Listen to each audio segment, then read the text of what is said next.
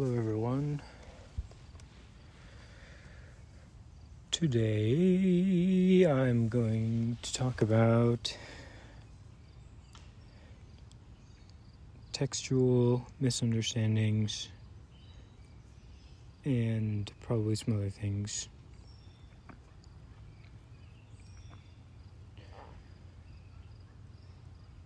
So, if you've been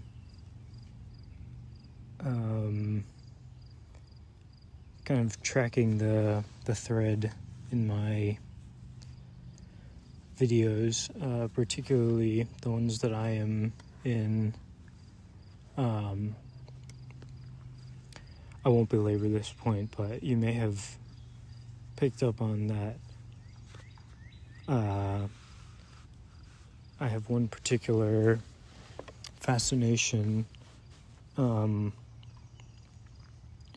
basically to do with what takes place in the silence when two people are together, profoundly together.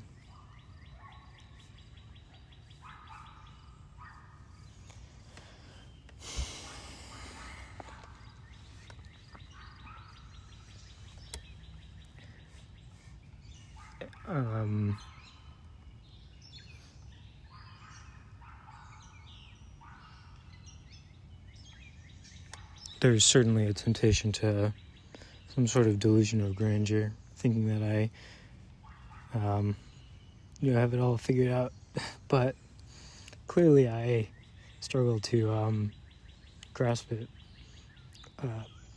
whatever it is. But in addition to the, I said basically, but it's also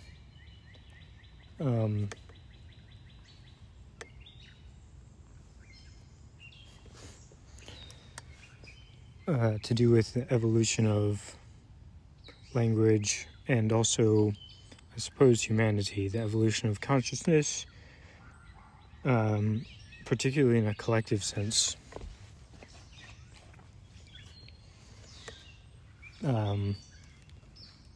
Making reference here to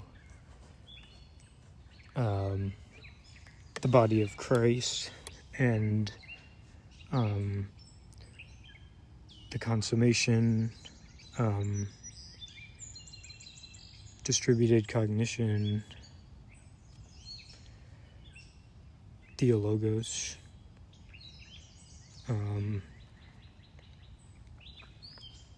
but yes, so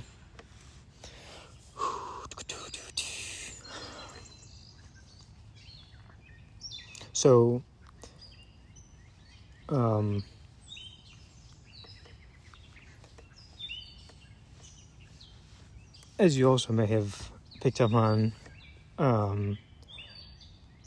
I tend to rave about the push towards matrixification, textualization, and closed circleism, born sorry.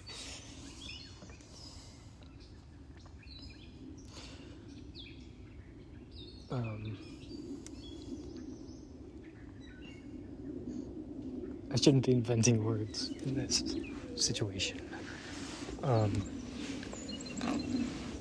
Maybe I should be, who knows.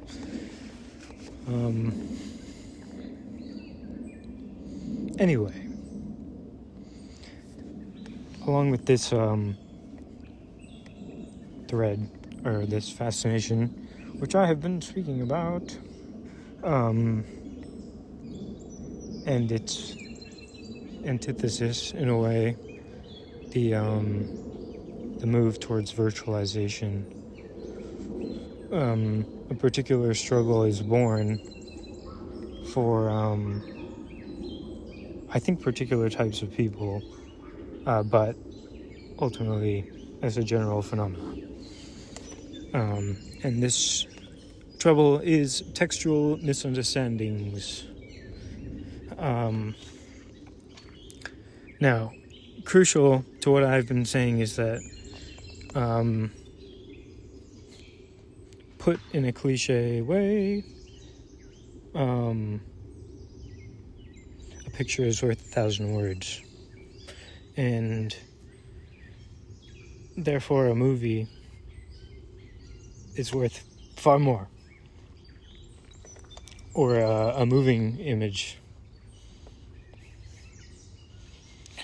And basically that in the ever-flowing sequence of nonverbal symbols, there is always apprehendable I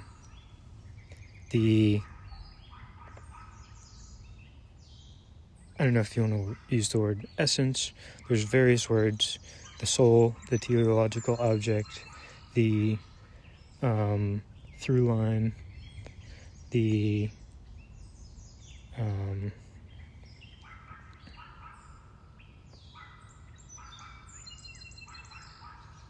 logos of a particular person, and also its possessors, either good or bad, using the terms good or bad in the sense described by Peugeot, meaning those the bad ones being the ones that point away from the telos of the person, which would ultimately be embodiment of the logos, akin to Christ, in my cosmology at least.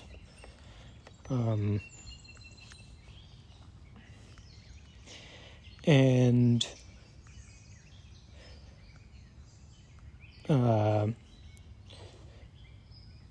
all of this, or not all of this, of course, but at least half of this is this information that, at least this constitutes at least half of the communication, the context, the silent context in which the words are spoken, and the context being full of this symbolic river or outflowing of being, or something like that, of the logos. Yes.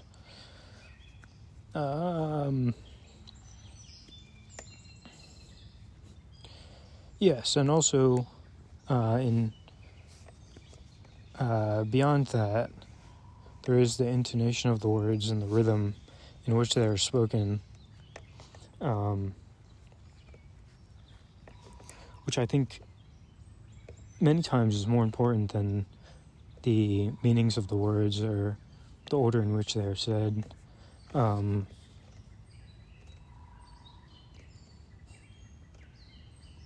And connecting it back to this kind of particular people idea, I think that is more so the case in people who are further along the path, not to say far, but further along the path in this evolutionary process, which I am attempting to point at, to do with language and human interaction, essentially. Such that those people reside more in this right-brained, context-laden silence or rhythmic, song-like, tonal,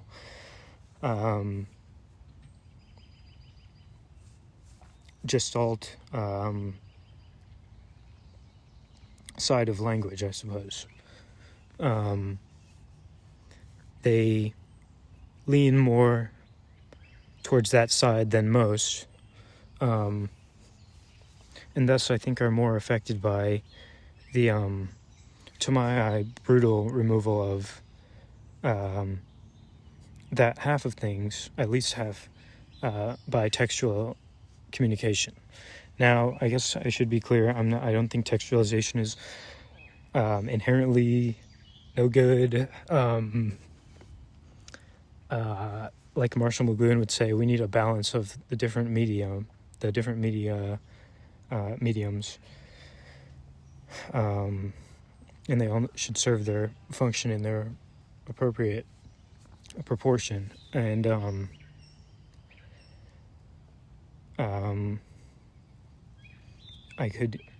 tempted to go down a thread about how this relates, how this then I think is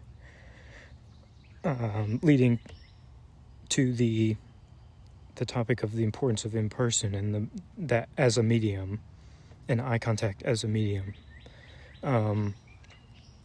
However, I want to just focus here on the textual misunderstandings, because that's the point of this video, and also because I've struggled with them a lot. I don't mean to claim that I'm particularly far along on this evolutionary process, but certainly I don't know. What am I certain of?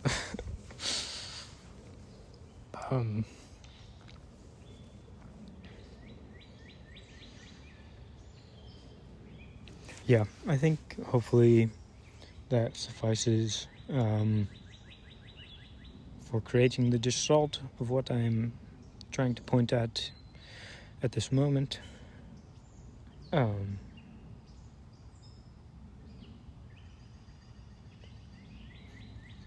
Yes.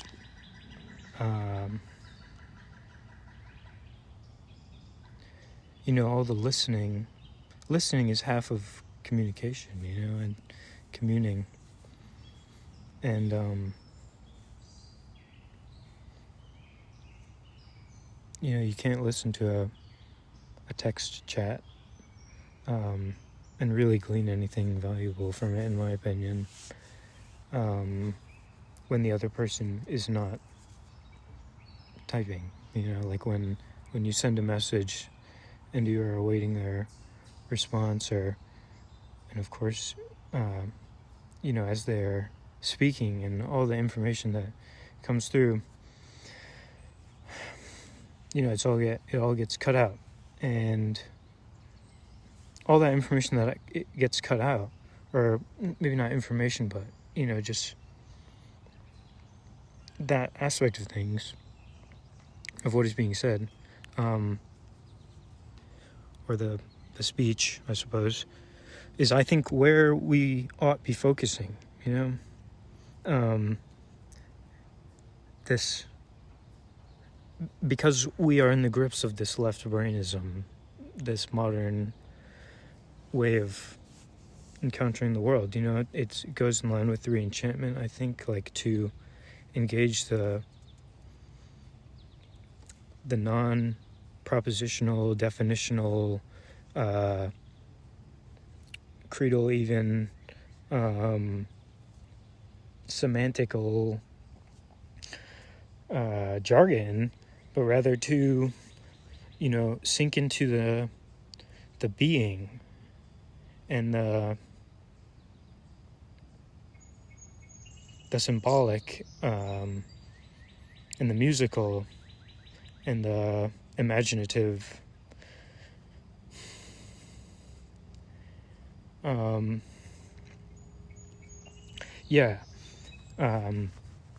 perhaps I'm one-sided in this respect, like I'm too far into the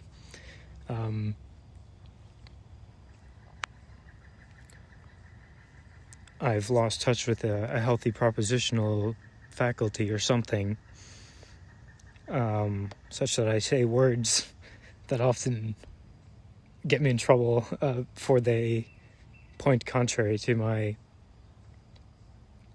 deeper meaning, that which the words point at,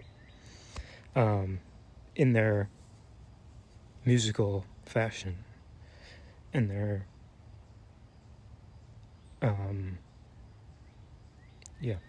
their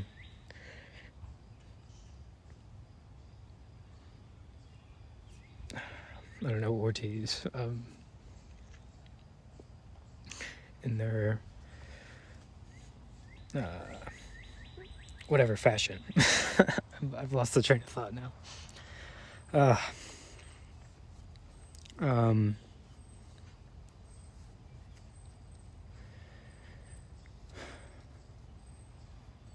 Yes, that is where I think we ought focus, for the kingdom is at hand, and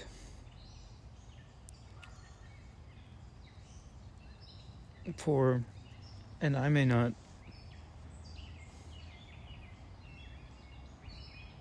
know the way, but I sense that the body of Christ has to do with, and the idea of the New Jerusalem and the second coming has to do with this larger body of humans, and how we come together, and how we interface. I don't know if that's the right word, and how we commune with each other, and how we understand each other. I believe it's said somewhere, that there is a deeper interpersonal understanding between people in the new city.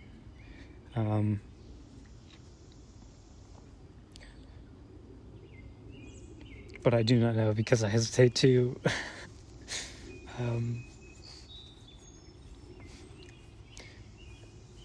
get too bound up with the Bible.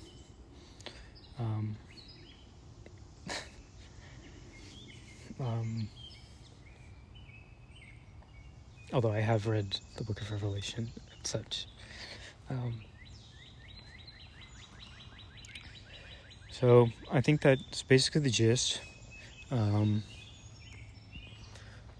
suppose, to end on a more positive note, rather than this idea of textual misunderstandings, as it relates to my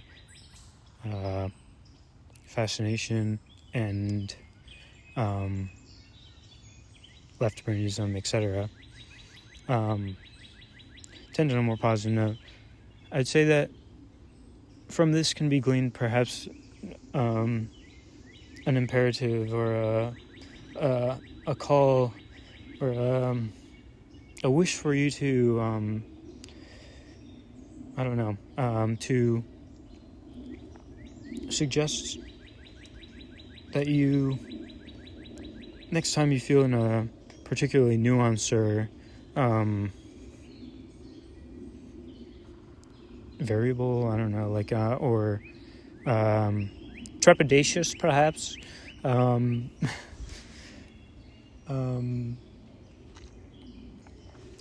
textual situation, perhaps suggest a phone call, or a FaceTime, or even an in-person meeting.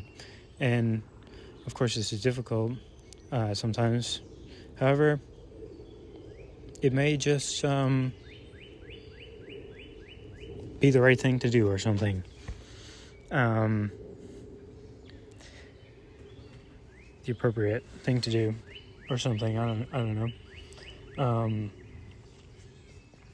And it may save you a lot of trouble, and it may result in great beauty. That beauty of when you're really connecting with someone, which basically always takes place in silence.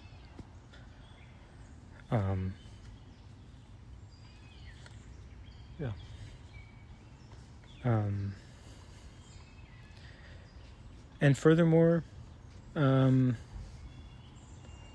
read things out loud, and perhaps, I don't know, I'm not trying to tell you what to do or anything, but just trying to end on a more positive note. by pointing at the, I wish to point at the, the beauty that is,